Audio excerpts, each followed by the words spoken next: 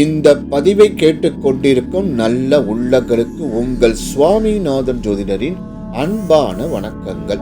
இன்றைக்கு நம்ம யூடியூப் சேனல்ல 12 ராசிக்காரர்கள் செய்ய வேண்டிய தானங்கள், அதனால் ஏற்படும் பலன்களை பற்றி விரிவா சொல்ல போறேன்.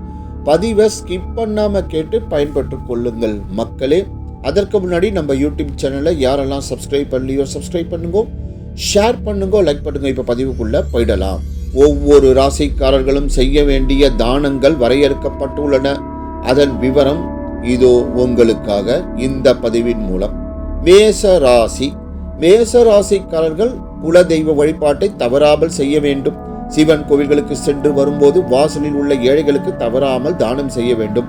பணக்காரராக விரும்பும் மேச ராசிக்காரர்கள் மாற்றுத்திறனாளிகளுக்கு தேவையான பொருட்களை தானம் செய்தால் பலன் கிடைக்கும்.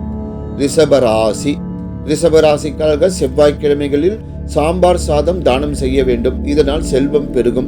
மேலும் ஏழை பெண்களின் திருமணத்துக்கு உங்களால் முடிந்த பொருட்களை தானம் செய்யுங்கள். இதனால் தடையில்லாத முன்னேற்றம் ஏற்படும். மிதுன ராசிக்காரர்கள் தவறாமல் பித்ரு வழிபாடு செய்ய வேண்டும். புதன்கிழமைகளில் பெருமாளை தரிசனம் செய்து வெண்பொங்கலை உங்களால் முடிந்த அளவுக்கு தானம் செய்யுங்கள். எல்லாவித செல்வமும் தேடி வரும். மேலும் ஏழை மாணவர்களுக்கு படிப்புக்கு பணதானம் கொடுப்பது நல்லது. கடகராசிக்காரர்கள் பசுமாட்டுக்கு உணவு தானம் செய்வதை வழக்கமாக கொள்ள வேண்டும். இது குடும்பத்தில் வறுமையை விரட்டி செல்வத்தை சேர்க்க உதவும். மேலும் ஏழை நோயாளிகளுக்கு மருந்து வாங்கி தானம் கொடுத்தால் உங்களுக்கு நிம்மதியான வாழ்வு கிடைக்கும். சிம்ம ராசிக்காரர்கள் ஏழை எளியோர்களுக்கு அடிக்கடி தயிர் சாதம் தானம் செய்ய வேண்டும். இதனால் உங்கள் மனதில் அமைதி ஏற்படும். மேலும் மாற்றுத்திறனாளிகளுக்கு தேவையானதை கேட்டு வாங்கி கொடுங்கள். அது புண்ணியத்தை சேர்க்கும். கன்னிராசிக்காரர்கள் குரு பகவானை தவறாமல் வழிபட வேண்டும். கோவிலுக்கு வரும் பக்தர்களுக்கு கோதுமையால் ஆன இனிப்பு மற்றும் உணவுப் பொருட்களை தானம் செய்ய வேண்டும். மேலும் ஏழை மாணவர்களுக்கு நோட்டு, பென்சில், பேனா வாங்கி கொடுக்கலாம். இது உங்களை முன்னேற்றும். துலா ராசிக்காரர்களுக்கு விநாயக வழிபாடு கை கொடுக்கும். அடிக்கடி ஏழை எளியோர்களுக்கு வெண்பொங்கல் தானம் செய்யுங்கள். இதனால் புதிய சொத்துக்கள் வந்து உங்களுக்கு சேரும்.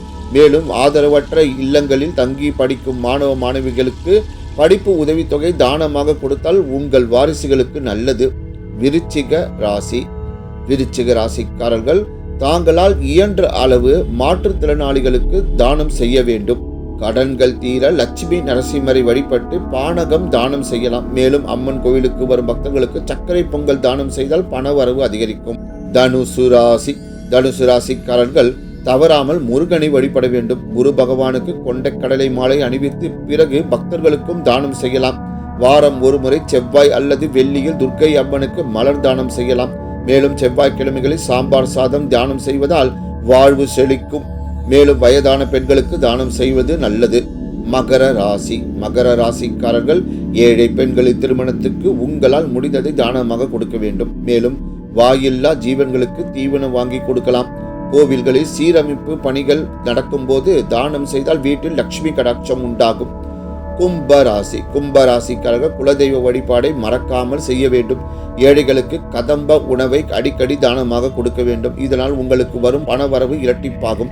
மேலும் ஏழை நோயாளிகளுக்கு மருந்து மாத்திரை வாங்கி கொடுத்தால் வளமான வாழ்வு அமையும். மீன ராசிக்காரர்கள் பௌர்ணமி நாட்களில் சிவ தரிசனம் செய்வது நல்லது. ஏழை மாற்றுத்திறனாளிகளுக்கு உதவினால் புண்ணியம் அதிகரிக்கும். மேலும் நல்லெண்ணெய் தீபம் தானம் செய்யலாம்.